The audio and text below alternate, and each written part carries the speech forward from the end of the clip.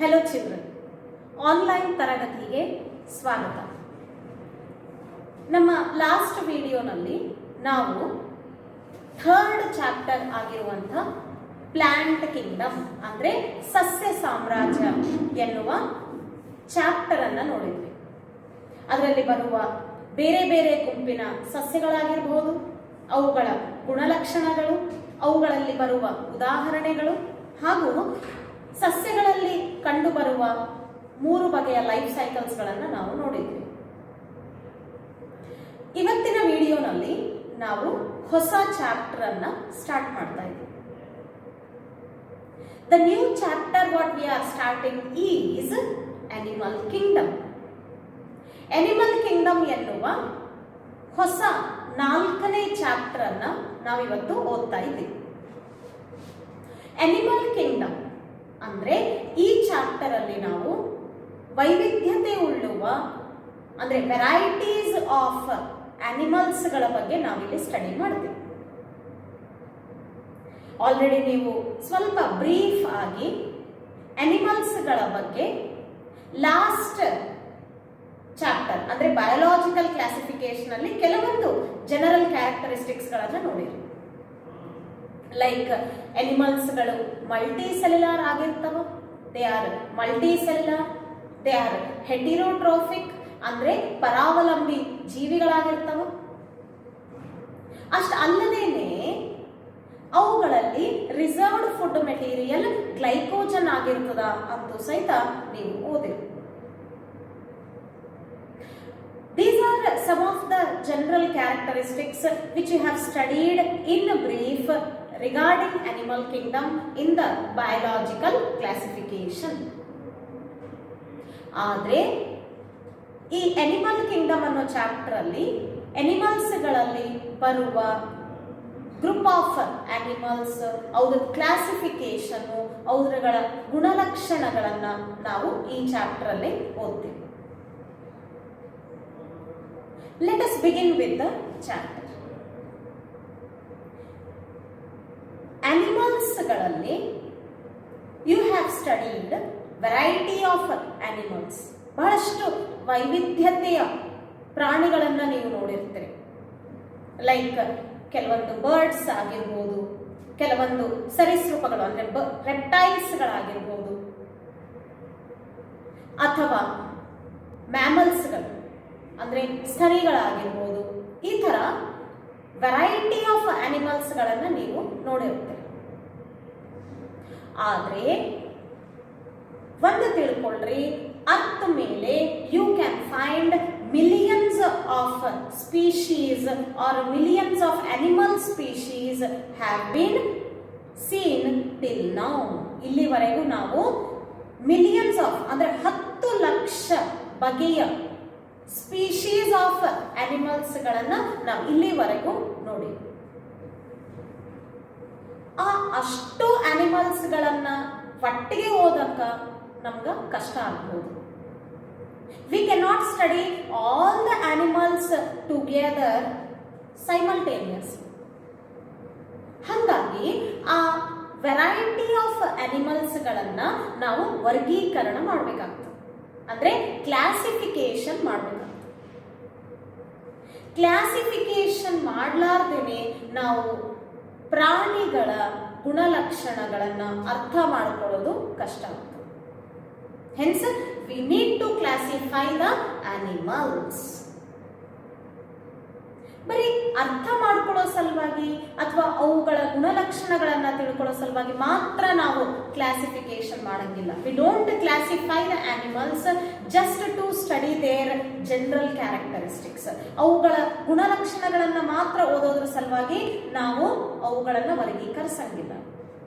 ಅಷ್ಟ ಅಲ್ಲದೇನೆ ನಾವು ಅನಿಮಲ್ಸ್ಗಳ systematic position ಅಂದ್ರೆ ಒಂದು ಆನಿಮಲ್ ಬಗ್ಗೆ ಅದರ ಗುಣಲಕ್ಷಣಗಳನ್ನ ತಿಳ್ಕೊಂಡಿದ ತಕ್ಷಣ ನಾವು ಒಂದು ಪರ್ಟಿಕ್ಯುಲರ್ ಸ್ಪೀಶೀಸ್, ಒಂದು particular genus, family, order, phylum, Kingdom, ಈ ತರ ನಾವು ಒಂದು ಸಿಸ್ಟಮ್ಯಾಟಿಕ್ ಪೊಸಿಷನ್ ಅನ್ನ ಅದಕ್ಕೆ ಕೊಡಬೇಕಾಗ್ತದೆ.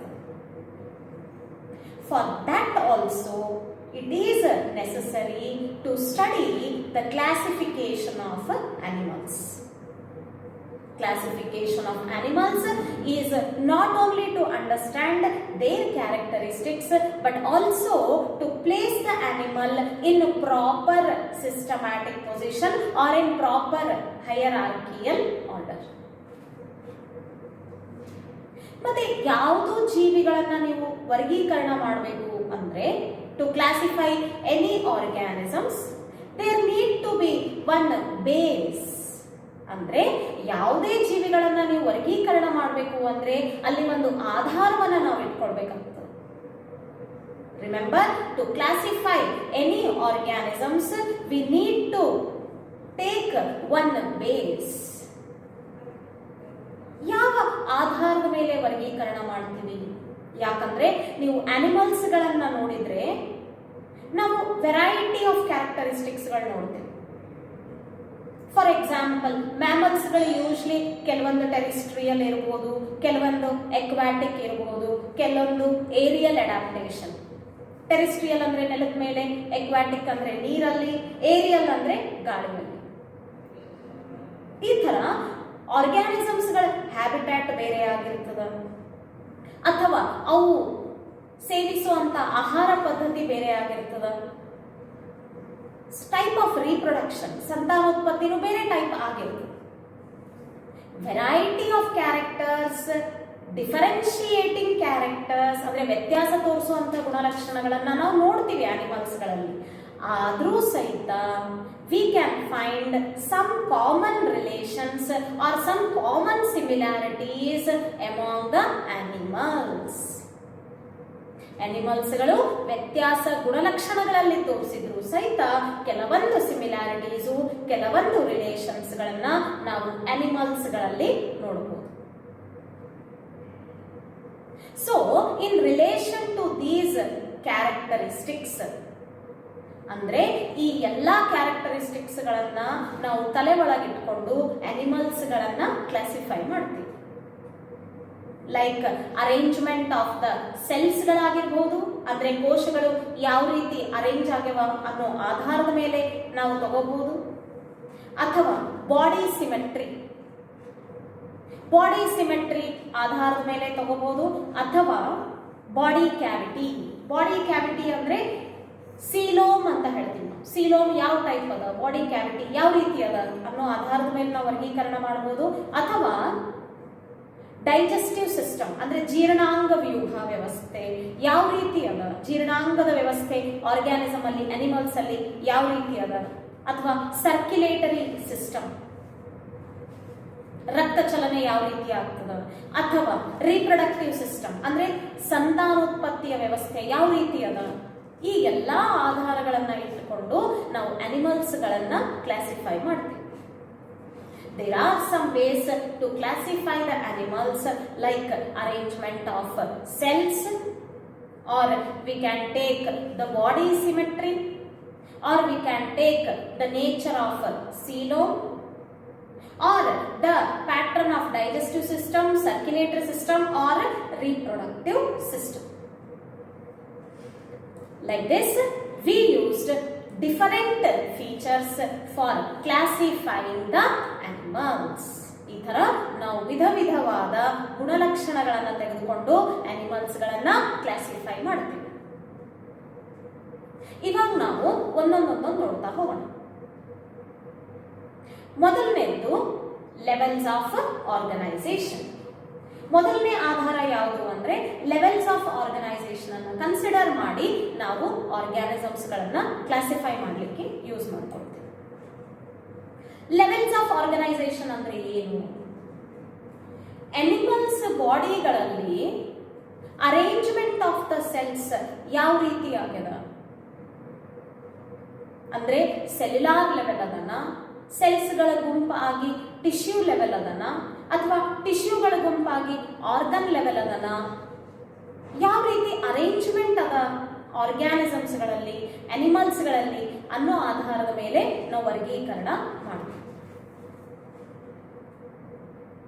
ಅನಿಮಲ್ಸ್ ಗಳು ನಾನು ಅವಾಗಲೇ ಹೇಳಿರೋ ಹಾಗೆ they are multi cellular organisms. Animals are multicellular organisms. Even though all the animals are multicellular, ಪ್ರತಿಯೊಂದು ಆನಿಮಲ್ ಬಹುಕೋಶೀಯವಾಗಿದ್ರು ಸಹಿತ ಅರೇಂಜ್ಮೆಂಟ್ ಆಫ್ ದ ಸೆಲ್ಸ್ ಎಲ್ಲ ಆನಿಮಲ್ಸ್ಗಳಲ್ಲೂ ಸೇಮ್ ಇರಂಗಿಲ್ಲ. Remember, arrangement of the cells is not same in all the animals. Like you can see, ಕೆಲವೊಂದು ಆರ್ಗ್ಯಾನಿಸಮ್ಸ್ಗಳಲ್ಲಿ cellular level of organisation ಇರ್ತದೆ. ಇನ್ನು ಕೆಲವೊಂದು ಆರ್ಗ್ಯಾನಿಸಮ್ಸ್ ಅನಿಮಲ್ಸ್ಗಳಲ್ಲಿ tissue grade or tissue level of organisation ಇರ್ತದೆ.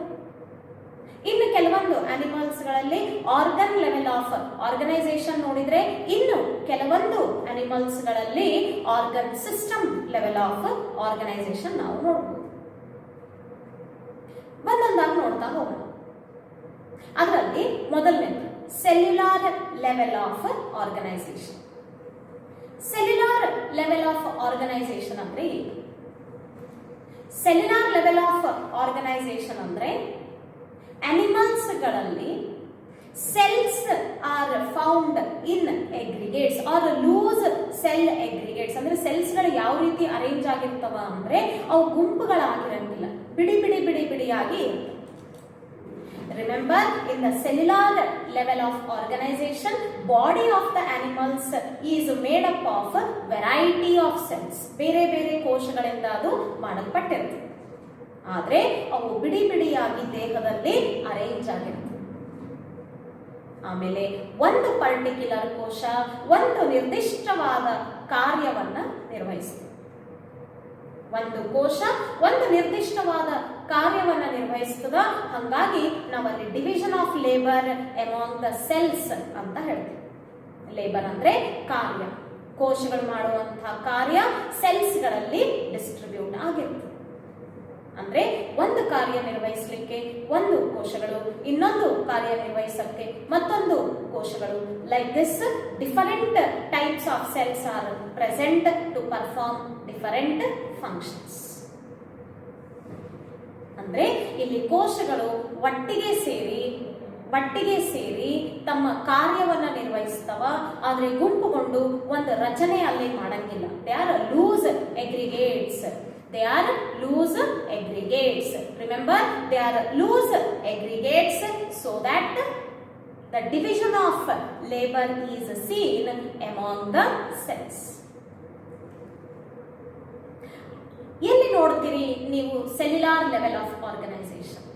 ಸೆಲ್ಯುಲಾರ್ ಲೆವೆಲ್ ಆಫ್ ಆರ್ಗನೈಸೇಷನ್ ನಾವು usually the primitive group of animals, the first group of animals, they are sponges. ಅಂದ್ರೆ sponge ಪ್ರಾಣಿಗಳು. Sponges ಅಂದ್ರೆ sponge ಪ್ರಾಣಿಗಳಲ್ಲಿ ನಾವು ಇದನ್ನ ನೋಡಬಹುದು. We can see the cellular level of organization in the sponges. Second type is the tissue level of organization or the tissue grade of organization. Tissue grade of organisation ಅಂದ್ರೆ ಅಂಗಾಂಶ. Tissue ಅಂದ್ರೆ ಏನು? ಅಂಗಾಂಶ, ಅಂಗಾಂಶದ ವ್ಯವಸ್ಥೆ. ಇಲ್ಲಿ ಏನ್ ನೋಡ್ತೀವಿ? In the tissue level of organisation ಅಲ್ಲಿ different groups of cells,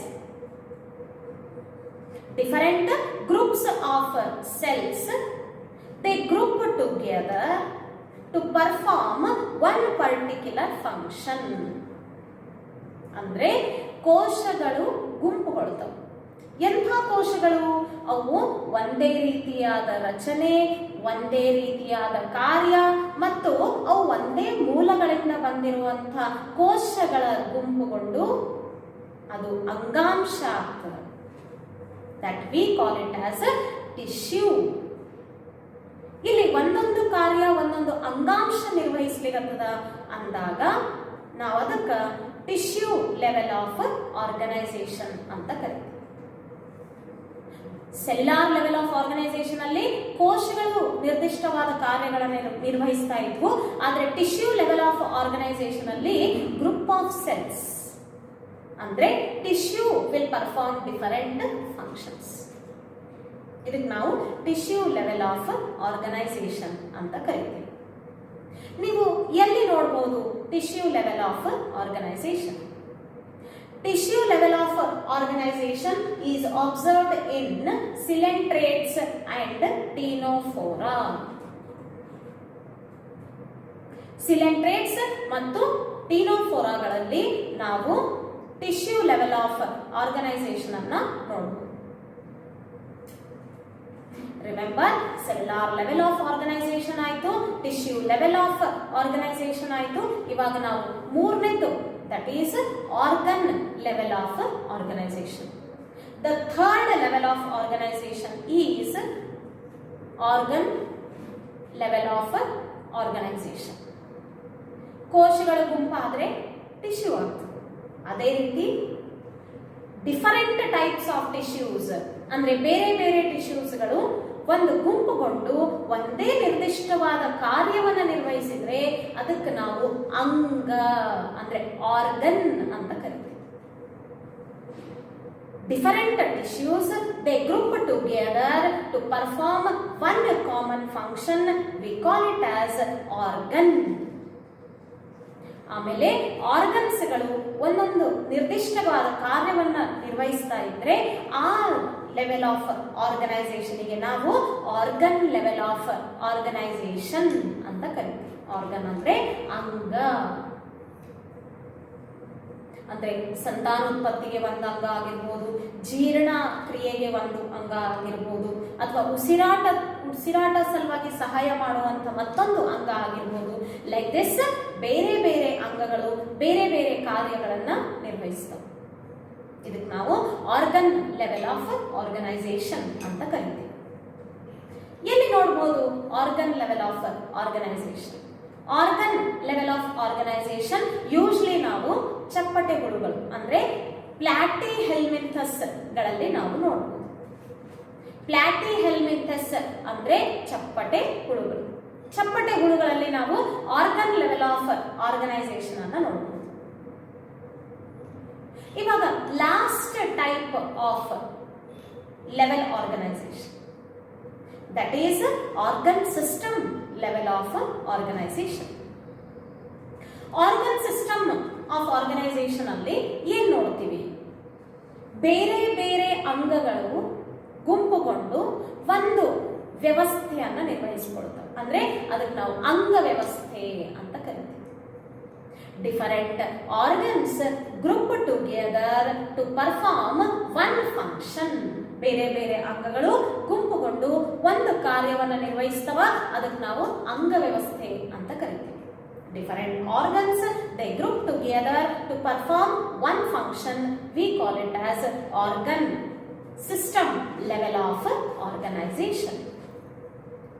organ system level of organization is observed in higher animals like Aschelminthus, Annelida, Arthropoda, Mollusca, Echinodermata ಮತ್ತು Chordata. ಅಂದ್ರೆ ದುಂಡು ಹುಳಗಳು ಆಗಿರಬಹುದು ಅಥವಾ ವಲಯ ಬಂತುಗಳು ಅಂದ್ರೆ ಎನಿಲೆಟ್ಸ್ ಗಳಾಗಿರಬಹುದು ಅಥವಾ ಆರ್ಥ್ರೋಪೊಡ ಅಂದ್ರೆ ಸಂಧಿ ಪದಿಗಳಾಗಿರಬಹುದು ಅಥವಾ ಮೊಲಸ್ಕ ಮೃದ್ವಂಗಿಗಳು ಮತ್ತೆ ಎಕಿನೋಡರ್ಮ್ಯಾಟ ಅಂದ್ರೆ ಕಂಟಕ ಚರ್ಮಿಗಳು. ಈ ತರ ಹೈಯರ್ ಅನಿಮಲ್ಸ್ ಗಳಲ್ಲಿ ನಾವು organ system level of organisation ನೋಡಬಹುದು, ಇನ್ಕ್ಲೂಡಿಂಗ್ ಕಾರ್ಡೇಟ್ಸ್ ಅಂದ್ರೆ ಕಶೇರುಕಗಳಲ್ಲೂ ಸಹಿತ ನಾವು organ system level of organisation ನೋಡಬಹುದು. These are the four different levels of organization. ಮೊದಲನೇದು ಸೆಲ್ಯುಲಾರ್ ಲೆವೆಲ್ ಆಫ್ ಆರ್ಗನೈಸೇಷನ್, ಅದನ್ನ ನಾವು ಸ್ಪಾಂಜಸ್ ಅಲ್ಲಿ ನೋಡ್ತೀವಿ. ಎರಡನೇದು ಟಿಶ್ಯೂ ಲೆವೆಲ್ ಆಫ್ ಆರ್ಗನೈಸೇಷನ್, ಅದನ್ನ ನಾವು ಎರಡು ಅನಿಮಲ್ಸ್ ಗಳಲ್ಲಿ ನೋಡ್ತೀವಿ, ಒಂದು ಸಿಲೆಂಟ್ರೆಟಾ, ಇನ್ನೊಂದು ctenophora. Organ level of organisation is observed in platyhelminthes ಅಂದ್ರೆ ಚಪ್ಪಟೆ ಹುಳುಗಳು ಹಾಗೂ last level of organization, that is organ system level of organization, is seen in higher animals like Aschelminthus, Annelida, Arthropoda, Mollusca, Echinodermata and Chordata. Like this we find different levels of organization. ಇದು ಒಂದು ಆಧಾರ complete ಆಯಿತು. ಮತ್ತೊಂದು ಆಧಾರದ ಮೇಲೆ ನಾವು animals ಗಳನ್ನ classify ಮಾಡ್ತೀವಿ. ಯಾವುದಾಗಿರ್ಬೋದು? Digestive system ಅಂದ್ರೆ ಜೀರ್ಣಾಂಗದ ವ್ಯವಸ್ಥೆ. ಜೀರ್ಣಾಂಗದ ವ್ಯವಸ್ಥೆ ಯಾವ ರೀತಿ ಆಗಿರ್ತದ ಅನ್ನೋ ಆಧಾರದ ಮೇಲೂ ಸಹಿತ ನಾವು ಅನಿಮಲ್ಸ್ ಗಳನ್ನ ಕ್ಲಾಸಿಫೈ ಮಾಡ್ತೀವಿ. ಸೊ ಜೀರ್ಣಾಂಗದ ವ್ಯವಸ್ಥೆಯ ಆಧಾರದ ಮೇಲೆ ಅನಿಮಲ್ಸ್ ಗಳನ್ನ ಯಾವ ಆಧಾರದ ಮೇಲೆ ಕ್ಲಾಸಿಫೈ ಮಾಡ್ತೀವಿ, ಯಾವ ರೀತಿ ನಾವು ನೋಡ್ತೀವಿ ಅಂದ್ರೆ, ಕೆಲವೊಂದು ಅನಿಮಲ್ಸ್ ಗಳಲ್ಲಿ ನಾವು ಇನ್ಕಂಪ್ಲೀಟ್ ಡೈಜೆಷನ್, ಇನ್ನು ಕೆಲವೊಂದು ಅನಿಮಲ್ಸ್ ಗಳಲ್ಲಿ ಕಂಪ್ಲೀಟ್ ಡೈಜೆಸ್ಟಿವ್ ಸಿಸ್ಟಮ್. ಕೆಲವೊಂದು ಪ್ರಾಣಿಗಳಲ್ಲಿ ನಾವು ಇನ್ಕಂಪ್ಲೀಟ್ ಡೈಜೆಸ್ಟಿವ್ ಸಿಸ್ಟಮ್ ನೋಡಿದ್ರೆ, ಇನ್ನು ಕೆಲವೊಂದು ಪ್ರಾಣಿಗಳಲ್ಲಿ ನಾವು ಕಂಪ್ಲೀಟ್ ಡೈಜೆಸ್ಟಿವ್ ಸಿಸ್ಟಮ್ ನೋಡ್ತೀವಿ. ಅಪೂರ್ಣ ಜೀರ್ಣಾಂಗ ವ್ಯವಸ್ಥೆ ಹಾಗೂ ಪೂರ್ಣ ಜೀರ್ಣಾಂಗ ವ್ಯವಸ್ಥೆ. What is that incomplete digestive system? ಅಂದ್ರೆ ಅಪೂರ್ಣ ಜೀರ್ಣಾಂಗದ ವ್ಯವಸ್ಥೆ ಅಂದ್ರೆ ಏನು? ಅಪೂರ್ಣ ಜೀರ್ಣಾಂಗದ ವ್ಯವಸ್ಥೆ ಅಂದ್ರೆ ಇಲ್ಲಿ ಅನಿಮಲ್ಸ್ ಗಳಲ್ಲಿ ಏಕೈಕ ಓಪನಿಂಗ್ ಕಂಡು ಬರುತ್ತೆ. It will be having only one opening to the outside of the body. ದೇಹದ ಹೊರಗಡೆ ನೀವು ಒಂದೇ ಒಂದು ಓಪನಿಂಗ್ ಅನ್ನ ನೋಡಬಹುದು. ಅದು ಎರಡೂ ಕಾರ್ಯಗಳನ್ನ ಮಾಡುತ್ತೆ. ಒಂದು ಆಸ್ ಅ ಮೌತ್ ಅಂದ್ರೆ ಆಹಾರವನ್ನ ತಗೊಳಕ್ಕೂ ಹೆಲ್ಪ್ ಮಾಡ್ತದ, ಇನ್ನೊಂದು ಅದು ಏನಸ್ ಆಗಿನೂ ಆಕ್ಟ್ ಮಾಡ್ತದೆ. ಅಂದ್ರೆ ಅನ್ಡೈಜೆಸ್ಟೆಡ್ ಫುಡ್ ಅನ್ನ ಹೊರ ಹಾಕ್ಲಿಕ್ಕೂ ಸಹಿತ ಅದು ಸಹಾಯ ಮಾಡ್ತದೆ. ಅಂದ್ರೆ ಆ ಜೀವಿಗಳಲ್ಲಿ ಏಕೈಕ ಓಪನಿಂಗ್ ಕಂಡು ಬರ್ತದ. ಆ ಓಪನಿಂಗು ಎರಡೂ ಆರ್ಗನ್ ಆಗಿ ಕೆಲಸ ಮಾಡ್ತದೆ. ಒಂದು ಮೌತ್ ಆಗಿ, ಇನ್ನೊಂದು ಏನಸ್ ಆಗಿ. ರಿಮೆಂಬರ್, ಇನ್ಕಂಪ್ಲೀಟ್ ಡೈಜೆಸ್ಟಿವ್ ಸಿಸ್ಟಮ್ ಅಂದ್ರೆ ಅಪೂರ್ಣ ಜೀರ್ಣಾಂಗದ ವ್ಯವಸ್ಥೆಯಲ್ಲಿ ಜೀವಿಗಳಲ್ಲಿ ಅನಿಮಲ್ಸ್ ಗಳಲ್ಲಿ ಏಕೈಕ ಓಪನಿಂಗ್, ಒಂದೇ ಒಂದು ಓಪನಿಂಗ್ ಇರ್ತದ. ಆ ಓಪನಿಂಗು ಎರಡೂ ಆರ್ಗನ್ ಆಗಿ ಕೆಲಸ ಮಾಡ್ತಾವ. ಒಂದು ಮೌತ್ ಅಂದ್ರೆ ಆಹಾರವನ್ನ ತಗೊಳಕ್ಕ, ಇನ್ನೊಂದು ಏನಸ್ ಅಂದ್ರೆ ಅನ್ಡೈಜೆಸ್ಟೆಡ್ ಫುಡ್ ಅಂದ್ರೆ ಜೀರ್ಣ ಆಗದೇ ಇರುವ ಆಹಾರವನ್ನ ಹೊರ ಹಾಕೋದಕ್ಕೂ ಸಹಿತ ಅದು ಯೂಸ್ ಮಾಡ್ಕೊಳ್ತೀವಿ. ಇದಕ್ಕೆ ನಾವು ಇನ್ಕಂಪ್ಲೀಟ್ ಡೈಜೆಸ್ಟಿವ್ ಸಿಸ್ಟಮ್ ಅಂತ ಕರಿತೀವಿ. In incomplete digestive system, the animals will be having a single opening. And that single opening, which is opening to the outside, serves both as mouth also as anus. And where you find this incomplete digestive system? Usually in the platyhelminthes. ಅಂದ್ರೆ ಚಪ್ಪಟೆ ಹುಳುಗಳು. Remember, ಚಪ್ಪಟೆ ಹುಳುಗಳು ಅಂದ್ರೆ ಪ್ಲಾಟಿಹೆಲ್ಮಿಂಥಸ್.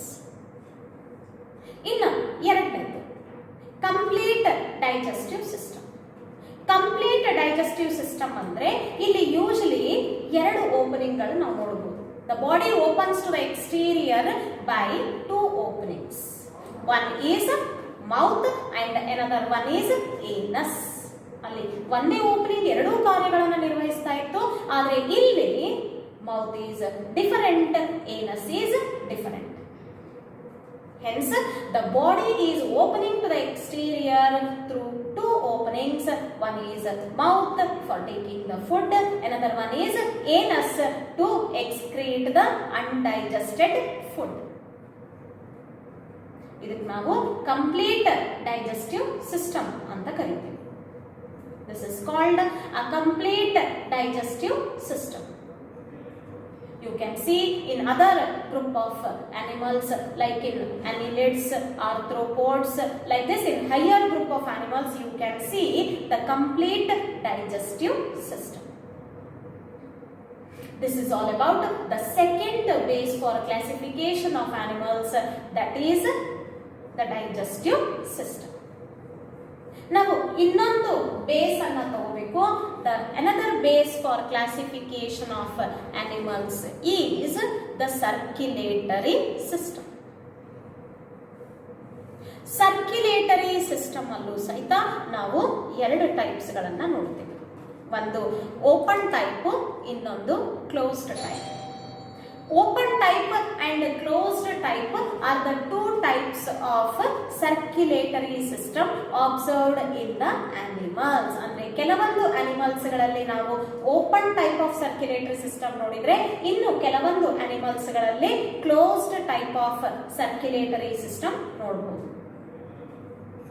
What is open type of circulatory system? Open type of circulatory system ಅಂದ್ರೆ ಏನು? Open type of circulatory system ಅಂದ್ರೆ ಪ್ರತಿಯೊಂದು ಬಾಡಿಯ ಭಾಗಕ್ಕೂ ರಕ್ತ ಆರ್ ದ ಬ್ಲಡ್ ಅಂತ ಏನ್ ಹೇಳ್ತೀವಿ, ಅದು ಡೈರೆಕ್ಟ್ಲಿ ಹಾರ್ಟ್ ಪಂಪ್ ಮಾಡುತ್ತೆ. The blood is directly pumped by the heart to all the parts of the body, where in the cells ಆಗಿರ್ಬೋದು ಅಥವಾ ಟಿಶ್ಯೂಸ್ ಆಗಿರ್ಬೋದು ಕಂಪ್ಲೀಟ್ಲಿ ಆ ಬ್ಲಡ್ ಅಲ್ಲಿ ಮುಳುಗ್ಬಿಟ್ಟಿರುತ್ತೆ. Means the heart is pumping the blood to all the parts of the body, but ಅಲ್ಲಿ ಯಾವುದೇ ರೀತಿಯಾದ ನಾಳಗಳು, ರಕ್ತನಾಳಗಳು ಕಂಡು ಬರಂಗಿಲ್ಲ. You don't find any vessels or pipe-like structures to transport the blood. ರಕ್ತ ಚಲನೆ ಒಂದು ನಿರ್ದಿಷ್ಟವಾದ ನಾಳಗಳಲ್ಲಿ ಹರಿಯಂಗಿಲ್ಲ, ಬಟ್ ಡೈರೆಕ್ಟ್ಲಿ ಹಾರ್ಟ್ ಇಂದ ಬ್ಲಡ್ ಪಂಪ್ ಆಗ್ತದ. ಆ ಪಂಪ್ ಆಗಿರುವಂತಹ ಬ್ಲಡ್ ಇಂದ ಸೆಲ್ಸ್ಗಳು, ಟಿಶ್ಯೂಸ್ಗಳು ಡೈರೆಕ್ಟ್ಲಿ ಅದ್ರ ಒಳಗಡೆ ಬಾತ್ ಆಗ್ತಾವ, ಅಂದ್ರೆ ಮುಳುಗ್ಬಿಟ್ಟಿರ್ತಾವ. ಇದಕ್ಕೆ ನಾವು open type of circulatory system ಅಂತ ಕರಿತೀವಿ. ಇನ್ನು ಕ್ಲೋಸ್ಡ್ ಟೈಪ್ ಆಫ್ ಸರ್ಕ್ಯುಲೇಟರಿ ಸಿಸ್ಟಮ್ನಾಗ ಏನಾಗಿರ್ತದೆ? In the closed type of circulatory system alli usually the blood is anyways pumped by the heart. Blood antu pump ಮಾಡೋದು ಹಾರ್ಟ್. ಆದ್ರೆ ಹಾರ್ಟ್ ಪಂಪ್ ಮಾಡಿರುವಂತಹ blood ಒಂದು ನಿರ್ದಿಷ್ಟವಾದ ರಕ್ತನಾಳಗಳಲ್ಲಿ ಚಲಿಸ್ತದೆ. ಅವು ನಾವು ಬ್ಲಡ್ ವೆಸಲ್ಸ್ ಅಂತ ಕರಿತೀವಿ. Remember, in the closed type of circulatory system, the blood is pumped by the heart, and the blood which is pumped by the heart is transported through the pipe-like structures called blood vessels. ರಕ್ತ ನಾಳಗಳು. ಆ ರಕ್ತ ನಾಳಗಳೇನಾಗಿರ್ತವ, will be differing in their diameter. Remember, ಅವುಗಳ ಅಗಲತೆ differ ಆಗ್ತದೆ. Depending on that we can say there are different types of blood vessels. ಬೇರೆ ಬೇರೆ ಬಗೆಯ ಬ್ಲಡ್ ವೆಸಲ್ಸ್ ಗಳನ್ನ ನೀವು ನೋಡಬಹುದು. ಲೈಕ್ ಆರ್ಟರೀಸ್ ನೋಡಬಹುದು, ವೇನ್ಸ್ ನೋಡಬಹುದು, ಅಥವಾ ಬ್ಲಡ್ ಕ್ಯಾಪಿಲರೀಸ್ ಸಹಿತ ನೀವು ನೋಡಬಹುದು. Like this there are different types of blood vessels which differ in their diameter. Like this, two types of circulatory system you nodidre, ಒಂದು open type, ಇನ್ನೊಂದು closed type. Closed type alli blood will be circulated in the particular blood vessels. This is all about the type of circulatory system. ಇದು ಒಂದು ಆಧಾರ complete ಆಯಿತು. ಮತ್ತೊಂದು ಆಧಾರದ ಮೇಲೂ ಸಹಿತ ನಾವು ಅನಿಮಲ್ಸ್ ಗಳನ್ನ ಕ್ಲಾಸಿಫೈ ಮಾಡ್ತೀವಿ. They are germ layers. They are germ layers. ಏನು ಜರ್ಮ್ ಲೇಯರ್ಸ್ ಅಂದ್ರೆ, ಯೂಶಲಿ ಅನಿಮಲ್ಸ್ ಗಳಲ್ಲಿ ಭ್ರೂಣ ಡೆವಲಪ್ಮೆಂಟ್ ಆಗ್ತಾ ಇರ್ಬೇಕಾದ್ರೆ, ಅಂದ್ರೆ ಎಂಬ್ರಿಯೋ ಅಂತ ನಾವು ಇಂಗ್ಲಿಷ್ ನಲ್ಲಿ ಹೇಳ್ತೀವಿ. ಭ್ರೂಣ ಡೆವಲಪ್ಮೆಂಟ್ ಆಗ್ತಾ ಇರ್ಬೇಕಾದ್ರೆ ಅದು ಫಸ್ಟ್ ಡೆವಲಪ್ ಮಾಡೋದು germ layers. It will develop germ layers. Germ layers ಗಳನ್ನ ಅದು ಡೆವಲಪ್ ಮಾಡ್ಕೊಳ್ತದೆ. 3 ಬಗೆಯ ಜರ್ಮ್ ಲೇಯರ್ಸ್ ಗಳು ಇರ್ತವೆ. ಒಂದು ಎಕ್ಟೋಡರ್ಮ್, ಇನ್ನೊಂದು ಎಂಡೋಡರ್ಮ್. ಇವು ಎರಡರ ಮಧ್ಯೆ ಇರೋದು ಮೆಸೋಡರ್ಮ್. Like this, 3 germ layers will be there in the animals during their embryonic stage.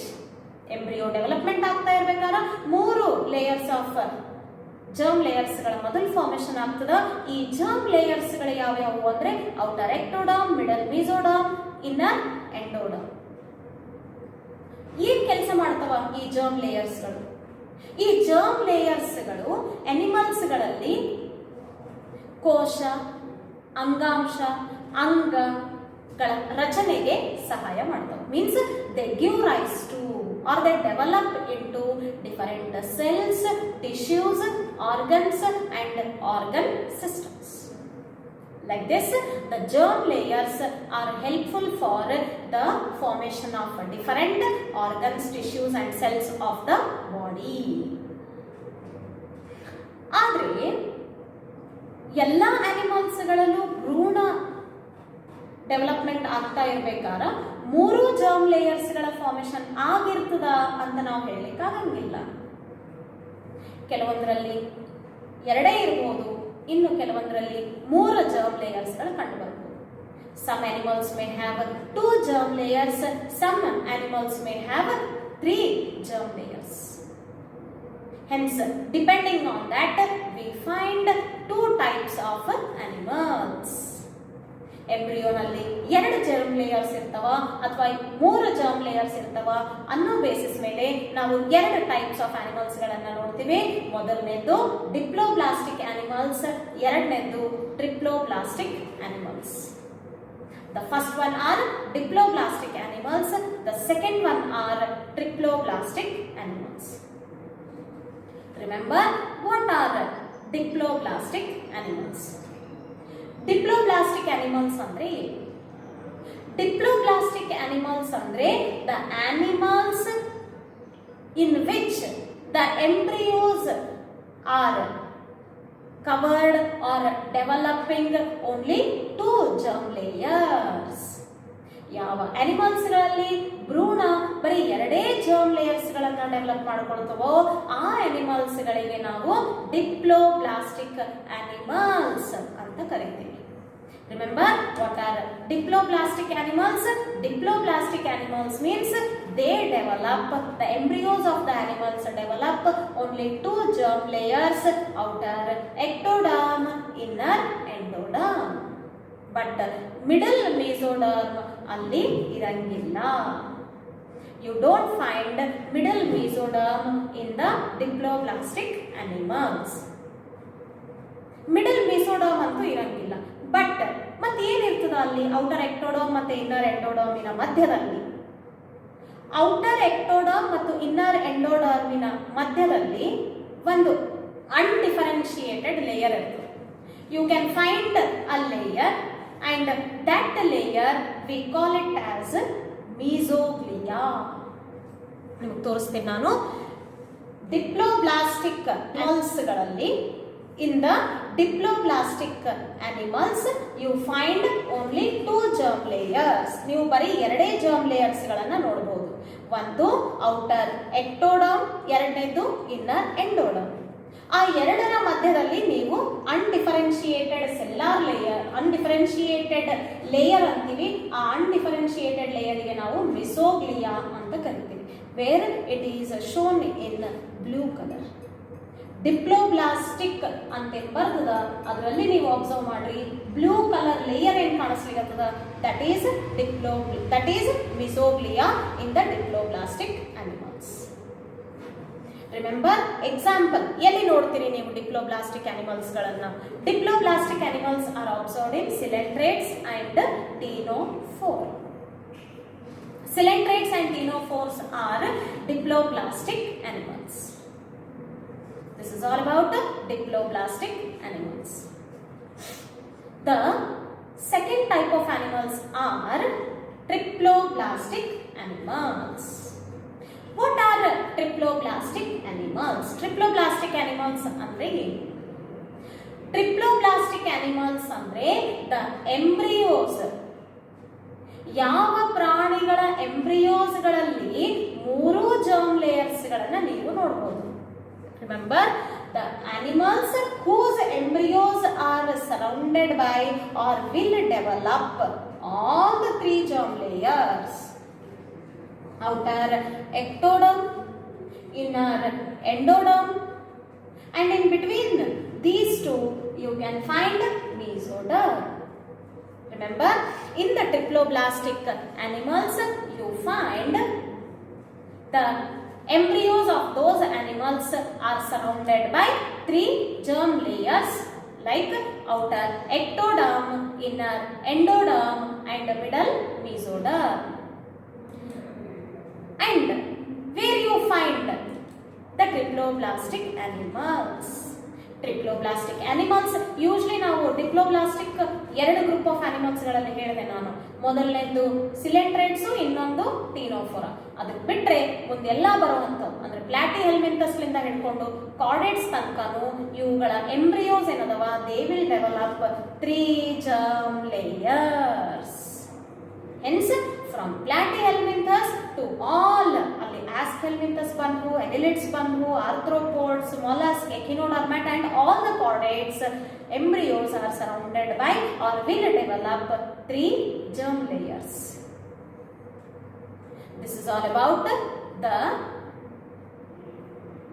remember this is all about the germ layers, depending on which we have classified the animals into diploblastic and triploblastic. Next we will see one more base for classification, that is symmetry. ಅಂದ್ರೆ ಸಮಾನತೆ ಅಂತ ಹೇಳ್ತೀವಿ ನಾವು. ಅಂದ್ರೆ body cut ಮಾಡಿದಾಗ ನಮ್ಮ equal halves ಅಂದ್ರೆ ಸಮನಾದ ಎರಡು ಭಾಗಗಳು ಬರ್ತವೋ ಅಥವಾ ಬರಂಗಿಲ್ಲೋ, ಅಥವಾ ಯಾವ ಕಡೆಯಿಂದ ಕಟ್ ಮಾಡಿದಾಗ ನಮಗೆ ಎರಡು ಸಮನಾದ ಭಾಗಗಳು ನಾವು ನೋಡಬಹುದು, ಅದಕ್ಕೆ ನಾವು ಸಿಮೆಟ್ರಿ ಅಂತ ಕರಿತೀವಿ. ಸಿಮೆಟ್ರಿ ಆಧಾರದ ಮೇಲೆ ಅಂದ್ರೆ ಬಾಡಿ ಸಿಮೆಟ್ರಿ, ದೇಹದ ಸಿಮೆಟ್ರಿಯ ಆಧಾರದ ಮೇಲೆ ನಾವು 3 ಬಗೆಯ ಪ್ರಾಣಿಗಳನ್ನ ನಾವು ನೋಡಬಹುದು. ಆ 3 ಬಗೆಯ ಪ್ರಾಣಿಗಳು ಯಾವ್ಯಾವು? ಕೆಲವೊಂದು ಪ್ರಾಣಿಗಳು ಅಸಿಮೆಟ್ರಿಕಲ್ ಆಗಿರ್ತವ, ಕೆಲವೊಂದು they will be showing the radial symmetry. ಇನ್ನು ಕೆಲವೊಂದು ಅನಿಮಲ್ಸ್ ಗಳಿದಾವ, ದೇ ಶೋ ಬೈಲ್ಯಾಟ್ರಲ್ ಸಿಮೆಟ್ರಿ. ಅಂದ್ರೆ ದ ಅನಿಮಲ್ಸ್ ಬಾಡಿ ಸಿಮೆಟ್ರಿ ಕೆಲವೊಂದರಲ್ಲಿ ಅಸಿಮೆಟ್ರಿಕಲ್ ಆಗಿರ್ಬೋದು, ಇನ್ನು ಕೆಲವೊಂದರಲ್ಲಿ ರೇಡಿಯಲ್ ಸಿಮೆಟ್ರಿ ಆಗಿರ್ಬೋದು, ಇನ್ನು ಕೆಲವೊಂದರಲ್ಲಿ ಬೈಲ್ಯಾಟ್ರಲ್ ಸಿಮೆಟ್ರಿ ಆಗಿರಬಹುದು. Remember, we can see 3 types of body symmetry in the animals. ಅದರಲ್ಲಿ first one asymmetry or asymmetrical animals. Asymmetrical ಅಂದ್ರೆ ಅಸಮಾನತೆ.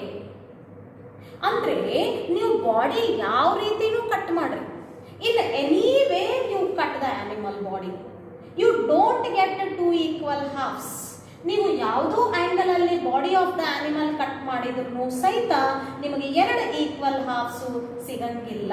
You don't get 2 equal halves when you cut the animal passing through the center. If you cannot divide the body of the animal into 2 equal halves, even when you cut passing through the center ಲಿಂದ pass ಆಗಿ body of the animal ನೀವು cut ಮಾಡಿದ್ರು ಸಹಿತ ನಿಮಗೆ 2 ಸಮಾನವಾದ ಹಾಫ್ಸ್ಗಳು ಸಿಗಲಿಲ್ಲ, 2 ಸಮಾನವಾದ ಅರ್ಧಗಳು ಸಿಗಲಿಲ್ಲ ಅಂದ್ರೆ ನಾವು ಅದಕ್ಕೆ ಏನಂತ ಕರಿತೀವಿ? ಅಸಿಮೆಟ್ರಿಕಲ್. ನೀವು ಎಲ್ಲಿ ನೋಡ್ತೀರಿ asymmetrical body form? Asymmetrical body form is observed in sponges. Sponges ಗಳಲ್ಲಿ ನಾವು ಅಸಿಮೆಟ್ರಿಕಲ್ ಬಾಡಿ ಫಾರ್ಮ್ ಅನ್ನ ನೋಡಬಹುದು. ನೆಕ್ಸ್ಟ್ ನಾವು ನೋಡಬೇಕಾಗಿರೋದು ರೇಡಿಯಲ್ ಸಿಮೆಟ್ರಿ. ರೇಡಿಯಲ್ ಸಿಮೆಟ್ರಿ ಅಂದ್ರೆ ಏನು?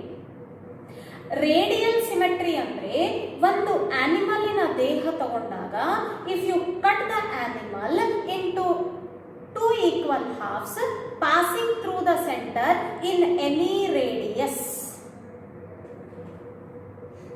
ನೀವು ಯಾವುದೋ ರೇಡಿಯಸ್ ನಲ್ಲಿ ನೀವು ಯಾವುದೋ ರೇಡಿಯಸ್ ನಲ್ಲಿ ಸೆಂಟರ್ ನಿಂದ ಪಾಸ್ ಆಗಿ ಅನಿಮಲ್ ಬಾಡಿ ಕಟ್ ಮಾಡಿದ್ರೆ ನಿಮಗೆ 2 ಈಕ್ವಲ್ ಹಾಫ್ಸ್ ಬರ್ತಾ ಇದಾವ ಅಂದ್ರೆ ಅದಕ್ಕೆ ನಾವು ರೇಡಿಯಲ್ ಸಿಮೆಟ್ರಿ ಅಂತ ಕರಿತೀವಿ. What is radial symmetry? Radial symmetry ಅಂದ್ರೆ remember the body of the animal which can be cut into 2 equal halves passing through the centre in any axis, any radial axis is called radial symmetrical animals, or the animals are showing radial symmetry. ನೀವು ನೋಡಬಹುದು ಅಲ್ಲಿ hydra ಚಿತ್ರ ತೋರಿಸಲಿಕ್ಕೆ ನೀವು that hydra is coming under coelenterate. coelentrates ಗಳಲ್ಲಿ ಬರುವಂತ hydra ಏನದ ಅಲ್ಲಿ ನಾವು radial symmetry ನೋಡಬಹುದು. In the hydra we can see the radial symmetry which is shown in the picture, which can be cut into 2 equal halves. Vertically ನೀವು hydra ಮ್ಯಾಲಿಂದ vertically ನೀವು ಯಾವುದು ಆಂಗಲ್ ನ ಕಟ್ ಮಾಡ್ರಿ passing through any radii ನಿಮಗೆ 2 equal halves ಗಳು ಸಿಗ್ತವೆ. ಅದು coelentrates ಅಲ್ಲಿ ಬರ್ತದ. ಇನ್ನೊಂದು group of animals they are ctenophores. ctenophores and coelentrates and one more are echinoderms. ಕುಟುಕು ಕಣವಂತುಗಳಂತೆ. ಸೊ ಕುಟುಕು ಕಣವಂತುಗಳಲ್ಲಾಗಿರ್ಬೋದು ಅಂದ್ರೆ ಎಕಿನೋಡರ್ಮ್ಸ್ ಗಳಲ್ಲಾಗಿರ್ಬೋದು, ಸಿಲೆಂಟ್ರೈಟ್ಸ್ ಗಳಲ್ಲಾಗಿರ್ಬೋದು ಅಥವಾ ಟೀನೋಫೋರ್ಸ್ ಗಳಲ್ಲಾಗಿರ್ಬೋದು, we observe the radial symmetry. This is about the second type of animals showing radial symmetry.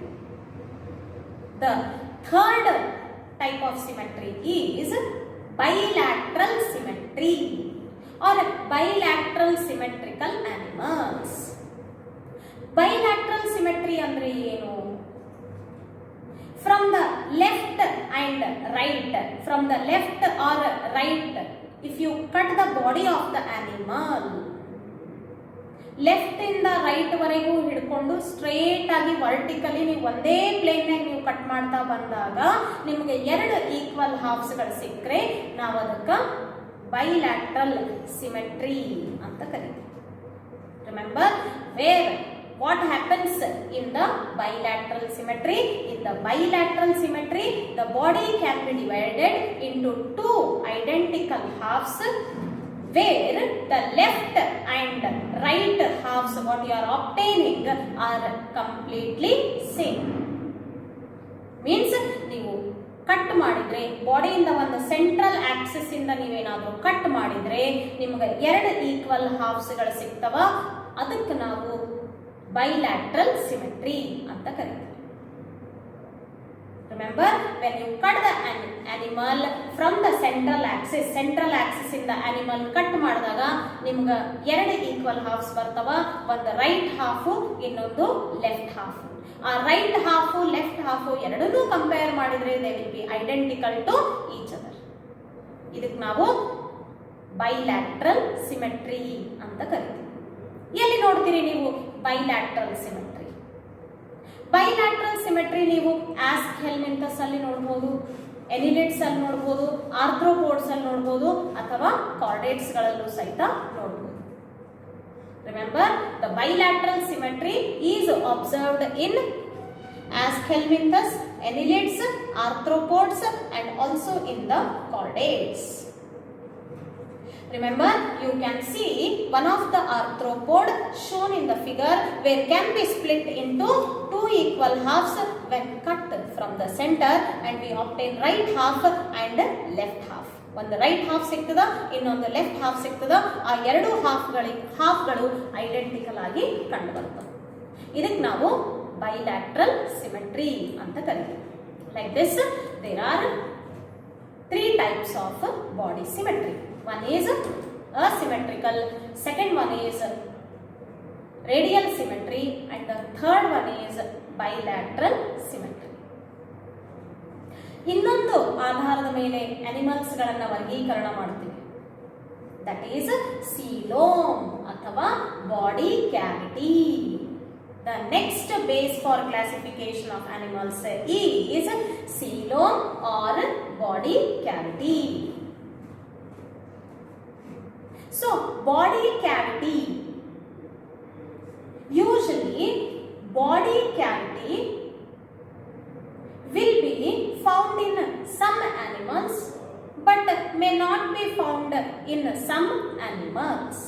ಕೆಲವೊಂದು ಅನಿಮಲ್ಸ್ಗಳಲ್ಲಿ ನಾವು ಬಾಡಿ ಕ್ಯಾವಿಟಿ ನೋಡಬಹುದು, ಇನ್ನು ಕೆಲವೊಂದು ಅನಿಮಲ್ಸ್ಗಳಲ್ಲಿ ನಾವು ಬಾಡಿ ಕ್ಯಾವಿಟಿ ನೋಡಲಿಕ್ಕೆ ಸಾಧ್ಯ ಇಲ್ಲ. ಯೂಶಲಿ ಬಾಡಿ ಕ್ಯಾವಿಟಿ ಏನದ ಅದು ಮೀಸೋಡರ್ಮಲಿಂದ ಲೈನ್ ಆಗಿರ್ತದೆ, ಅಂದ್ರೆ ಕವರ್ ಆಗಿರ್ತದೆ. ಅಕಸ್ಮಾತ್ ಬಾಡಿ ಒಳಗಡೆ ಬಾಡಿ ಕ್ಯಾವಿಟಿ ಇದ್ರೆ ಆ ಬಾಡಿ ಕ್ಯಾವಿಟಿ ಸುತ್ತ ಮೀಸೋಡರ್ಮ್ ಲೈನ್ ಆಗಿರ್ತದೆ. ನೀವಲ್ಲಿ ಹಿಂದೆ ಕಾಣ್ತಾ ಇರುವಂತಹ ಪಿಕ್ಚರ್ ಅಲ್ಲಿ ನೋಡಬಹುದು ವೈಟ್ ಕಲರ್ ಓಪನಿಂಗ್. ಆ ವೈಟ್ ಕಲರ್ ಓಪನಿಂಗ್ ಏನದ that is on elementary canal. Elementary canal ಅಂದ್ರೆ ಡೈಜೆಸ್ಟಿವ್ ಟ್ರ್ಯಾಕ್ಟ್. ಆ ಡೈಜೆಸ್ಟಿವ್ ಟ್ರ್ಯಾಕ್ಟ್ ಏನ್ ನೋಡ್ತಾ ಇದ್ರಿ, ಅದ್ರ ಆದ್ಮೇಲೆ ಅಲ್ಲಿ ಎಂಟಿ ಸ್ಪೇಸ್, ಖಾಲಿ ಜಾಗ, ಆ ಕ್ಯಾವಿಟಿ ಕಾಣ್ಲಿಕ್ಕೆ, ಆ ಕ್ಯಾವಿಟಿಗೆ ನಾವೇನಂತ ಕರಿತೀವಿ, ಸೀಲೋಮ್ ಅಥವಾ ಬಾಡಿ ಕ್ಯಾವಿಟಿ. ಆ ಸೀಲೋಮ್ ಯಾವ್ಯಾವ್ದ್ರ ಮಧ್ಯದಲ್ಲಿ ಕಂಡು ಬರ್ತದ? That coelom is present between alimentary canal or gastro intestinal tract ಅಥವಾ ಗಟ್ ಅಂತ ಏನ್ ಹೇಳ್ತೀವಿ ಅದು, ಮತ್ತೆ ಬಾಡಿ ವಾಲ್, ಸ್ಕಿನ್ ಆಗಿರ್ಬೋದು ಅಥವಾ ಅದ್ರ ಕೆಳಗಡೆ ಬರೋ ಟಿಶ್ಯೂಸ್, ಮಸಲ್ಸ್ ಆಗಿರ್ಬೋದು, ಕಂಪ್ಲೀಟ್ ಬಾಡಿ ವಾಲು ಮತ್ತೆ ಅದರ ಒಳಗಡೆ ಇರುವ ಎಲಿಮೆಂಟರಿ ಕೆನಾಲ್, ಈ ಎರಡರ ಮಧ್ಯದಲ್ಲಿರೋ ಎಂಟಿ ಸ್ಪೇಸ್ ಏನ್ ಕಾಣಿಸ್ಬರ್ತದ, ಕ್ಯಾವಿಟಿ ಏನ್ ಕಾಣಿಸ್ತದ, ಆ ಕ್ಯಾವಿಟಿಗೆ ನಾವೇನಂತ ಕರಿತೀವಿ, ಸೀಲೋಮ್. ಯೂಶ್ಲಿ ಆ ಸೀಲೋಮ್ ಒಳಗಡೆ ದ್ರವ್ಯ ಇರ್ತದೆ, ಅಂದ್ರೆ ಫ್ಲೂಯಿಡ್, ಬಾಡಿ ಫ್ಲೂಯಿಡ್ ಅಂತ ಹೇಳ್ತೀವಿ ನಾವು. ಬಾಡಿ ಫ್ಲೂಯಿಡ್ ಕಂಡು ಬರ್ತದೆ, ಅದಕ್ಕೆ ನಾವು ಸೀಲೋಮಿಕ್ ಫ್ಲೂಯಿಡ್ ಅಂತಲೂ ಕರಿತೀವಿ. ಸೊ ಆ ಬಾಡಿ ಕ್ಯಾವಿಟಿ ಕೆಲವೊಂದು ಅನಿಮಲ್ಸ್ ಗಳಲ್ಲಿ ಇರಬಹುದು, ಕೆಲವೊಂದು ಅನಿಮಲ್ಸ್ ಗಳಲ್ಲಿ ಇಲ್ದೇನೆ ಇರಬಹುದು. ಅಕಸ್ಮಾತ್ ಇದ್ರೆ ಅದು ಮೀಸೋಡರ್ಮಲಿಂದ ಕವರ್ ಆಗಿರ್ಬೇಕು, ಅವಾಗ್ಲೇ ನಾವು ಅದಕ್ಕೆ ಬಾಡಿ ಕ್ಯಾವಿಟಿ ಟ್ರೂ ಅದಂತ ಕರೆಯಕ್ಕೆ ಸಾಧ್ಯ ಆಗ್ತದೆ. ಅಲ್ಲಿ ತನಕ we cannot say it as a true body cavity. So ಆ ಆಧಾರದ ಮೇಲೆ ನಾವು 3 ಬಗೆಯ ಬಾಡಿ ಕ್ಯಾವಿಟಿಗಳನ್ನ ನೋಡಬಹುದು. ಒಂದು ಅಸೀಲೋಮೇಟ್, ಎರಡನೇದು ಸೂಡೋಸೀಲೋಮೇಟ್, ಮೂರನೇದು ಸೀಲೋಮೇಟ್. Some are acoelomates, some are pseudocoelomates and some are coelomates. ಅದರಲ್ಲಿ ಮೊದಲನೇದು acoelomates. acoelomates ಅಂದ್ರೆ ಏನು? ಹೆಸರೇ ಹೇಳಿರುತ್ತೆ. The animals which do not have the body cavity. ಯಾವ ಅನಿಮಲ್ಸ್ ಗಳಲ್ಲಿ ನೀವು ಬಾಡಿ ಕ್ಯಾವಿಟಿ ನೋಡಂಗಿಲ್ಲ ಆ ಅನಿಮಲ್ಸ್ ಗಳಿಗೆ ನಾವು acoelomates ಅಂತ ಕರೀತೀವಿ. The animals which do not have body cavity are called acoelomates. Body cavity ಯಾವ ಅನಿಮಲ್ಸ್ ಗಳಲ್ಲಿ ಆಬ್ಸೆಂಟ್ ಇರ್ತದ? ಬಾಡಿ ಕ್ಯಾವಿಟಿ ಅಥವಾ acoelomates are usually porifers, coelentrates, ctenophores and platyhelminthes. ಅಂದ್ರೆ ಸ್ಪಾಂಜಸ್ ಲಿಂದ ಹಿಡ್ಕೊಂಡು ಪ್ಲಾಟಿಹೆಲ್ಮಿಂಥಸ್ ವರೆಗೂ ಬರುವಂತ ಅನಿಮಲ್ಸ್ ಗಳಲ್ಲಿ ನೀವು acoelomate ಅಂದ್ರೆ ಬಾಡಿ ಕ್ಯಾವಿಟಿ ನೋಡ್ಲಿಕ್ಕೆ ಸಾಧ್ಯ ಇಲ್ಲ. You don't find the body cavity in the animals from porifera to platyhelminthes. ಅಂದ್ರೆ body cavity is completely absent.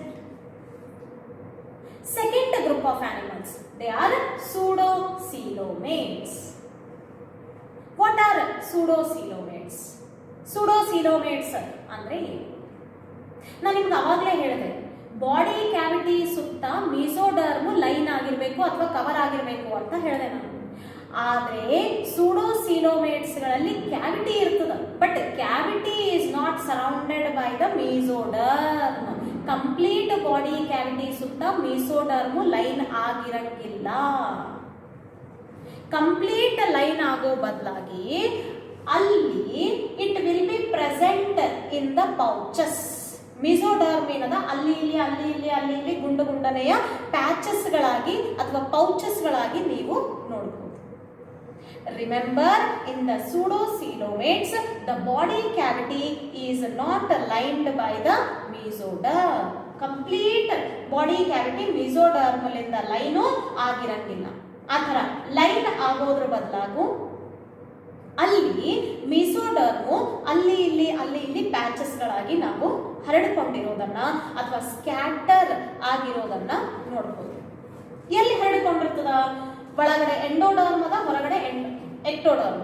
Ectoderm endoderm ಎರಡರ ಮಧ್ಯ ಮಿಸೋಡರ್ಮು ಆಸ್ ಎ ಪೌಚಸ್ ಅಲ್ಲಿ ಇಲ್ಲಿ ಡಿಸ್ಟ್ರಿಬ್ಯೂಟ್ ಆಗಿದೆ. ಇದಕ್ಕೆ ನಾವು ಸೂಡೋಸೀಲೋಮೇಟ್ಸ್ ಅಂತ ಕರಿತೀವಿ. ರಿಮೆಂಬರ್, ಸೂಡೋಸೀಲೋಮೇಟ್ಸ್ ಅಂದ್ರೆ usually the body cavity is not completely surrounded by the mesoderm, instead of which you can find the patches of mesoderm or pouches of mesoderm which are scattered, ಅಂದ್ರೆ ಹರಡಿಕೊಂಡಿರ್ತಾವೆ. ಎಲ್ಲಿ? in between outer ectoderm and inner endoderm. Where you find the pseudocoelomate?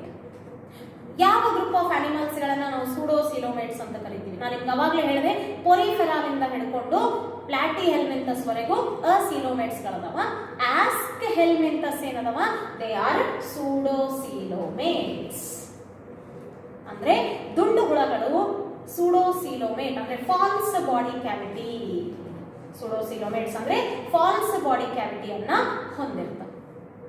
This is about pseudocoelomate. Next, third body cavity. They are coelomates. Coelomates andre ಏನು? The body cavity is truly surrounded by the mesoderm. Body cavity ಏನದ? ಅದು mesoderm ಇಂದ surround ಆಗಿರ್ತದೆ. ಎರಡೂ ಬದಿಯಲ್ಲಿ, ಎರಡೂ sides ಅಲ್ಲೂ ನೀವು ಮಿಸೋಡರ್ಮ್ ಸರೌಂಡ್ ಆಗಿರೋದನ್ನ ನೋಡಬಹುದು. The body cavity is surrounded by the mesoderm. ಇದಕ್ಕೆ ನಾವು ಟ್ರೂ ಬಾಡಿ ಕ್ಯಾವಿಟಿ ಅಥವಾ ಸೀಲೋಮೇಟ್ಸ್ ಅಂತ ಕರಿತೀವಿ. ಯೂಶಲಿ ಟ್ರೂ ಬಾಡಿ ಕ್ಯಾವಿಟಿ ನಾವು ಎಲ್ಲಿ ನೋಡಬಹುದು? ಯೂಶಲಿ ಅನಿಲಿಡ್ಸ್ ಗಳಲ್ಲಿ, ಆರ್ಥ್ರೋಪೋಡ್ಸ್ ಗಳಲ್ಲಿ, ಮೊಲಸ್ಕನ್ಸ್ ಗಳಲ್ಲಿ, ಎಕಿನೋಡರ್ಮ್ಯಾಟಾ, ಅದೇ ರೀತಿ hemichordates, also in the chordates. Like this we find different group of animals which are showing coelomates or true body cavity. Remember, like this we find three types of body cavity, wherein first one are the acoelomates, second one are pseudocoelomates, and the third one are the coelomates with their examples. Next ನಾವು ಇನ್ನೊಂದು base ಮೇಲೆ classify ಮಾಡಬೇಕು. It is segmentation. So segmentation ಅಂದ್ರೆ ಏನು? ನಾವು ಅದಕ್ಕೆ ಮೆಟಾಮರಿಸಮ್ ಅಂತಲೂ ಕರಿತೀವಿ. ನೀವೊಂದು ಅನಿಮಲ್ ನೋಡ್ತಾ ಇದ್ದೀವಿ, ಆ ಅನಿಮಲಿನ ಬಾಡಿ ಮೇಲೆ ಲೈನ್ಸ್ ಗಳನ್ನ ನೋಡ್ತಾ ಇದ್ದೀವಿ. You can see the linings on the body of the animal. ಆ ಲೈನಿಂಗ್ಸ್ ಗಳೇನು ಕಾಣ್ಲಿಕ್ಕತ್ತವ? They are nothing but segments or metamers. ಏನವು ಸೆಗ್ಮೆಂಟ್ಸ್ ಅಂದ್ರೆ? ಸೆಗ್ಮೆಂಟ್ಸ್ ಅಂದ್ರೆ ಬಾಡಿ ಆಫ್ ದ ಅನಿಮಲ್ ನೀವೇನ್ ಮ್ಯಾಲ್ ಅಷ್ಟೇ ಆ ಲೈನ್ ನೋಡಕತ್ತೀರಿ, ಅದು ಸೆಗ್ಮೆಂಟೇಷನ್ ಡಿವಿಷನ್ ಬರೀ ಮ್ಯಾಲ್ ಅಷ್ಟೇ ಇರಂಗಿಲ್ಲ, but it is divided internally also. If the body of the animal is divided externally and as well as internally into several segments. Several segments ಗಳಾಗಿ ಬಾಡಿ ಎಕ್ಸ್ಟರ್ನಲಿ ಇಂಟರ್ನಲಿ ಡಿವೈಡ್ ಆಗ್ತದ. ಅಷ್ಟೇ ಅಲ್ಲ, ಕೆಲವೊಂದು ಆರ್ಗ್ಯಾನಿಸಮ್ಸ್ಗಳು, ಕೆಲವೊಂದು ಆರ್ಗನ್ಸ್ಗಳು ಕೆಲವೊಂದು ಸೆಗ್ಮೆಂಟ್ಸ್ಗಳಲ್ಲಿ ರಿಪೀಟ್ ಆಗಿರ್ತವ. Some organs are repeated in some of the body segments. Some of the organs are repeated in at least some of the segments of the body. ಇದಕ್ಕೆ ನಾವು ಮೆಟಾಮರಿಸಮ್ ಅಂತ ಕರೀತೀವಿ. ಅಂಡ್ ರಿಮೆಂಬರ್, ಬಾಡಿ ಸೆಗ್ಮೆಂಟೇಷನ್ ಗೆ ನಾವು ಇದ್ರೆ ಅದಕ್ಕೆ ನಾವು ಮೆಟಾಮರಿಕ್ ಸೆಗ್ಮೆಂಟೇಷನ್ ಅಂತ ಕರಿತೀವಿ. And that phenomena or that process is called as metamerism or segmentation. Metamerism or segmentation. Remember, usually metamerism is usually seen ಅಂದ್ರೆ ಟ್ರೂ ಸೆಗ್ಮೆಂಟೇಷನ್ ನಾವು ಯೂಶಲಿ ಎಲ್ಲಿ ನೋಡ್ತೀವಿ? True segmentation is usually seen in some group of animals like annelids ಆಗಿರ್ಬೋದು, ಅಥವಾ ಆರ್ಥ್ರೋಪೋಡ್ಸ್ ಆಗಿರ್ಬೋದು, ಅಥವಾ ಕಾರ್ಡೇಟ್ಸ್ಗಳಾಗಿರ್ಬೋದು. ನೀವು ಮೇಲ್ಗಡೆ ನೋಡ್ತಾ ಇರೋದು ಎನಿಲಿಡ, ಮಧ್ಯದಲ್ಲಿರೋದು ಆರ್ಥ್ರೋಪೋಡ, ಕೆಳಗಡೆ ಇರೋದು ಕಾರ್ಡೇಟ್ ಅಂದ್ರೆ fish coming under Pisces. Body, if it is divided externally and internally, and some serial repetition of at least some of the organs are seen, then we call it as segmentation or metamerism. Remember, metamerism or segmentation is observed in some of the group of animals like annelids, arthropods and chordates. This is about body segmentation. Next, we have to study one more base, that is notochord. You can see the notochord which is clearly visible on the screen. Usually, what is notochord? What is notochord?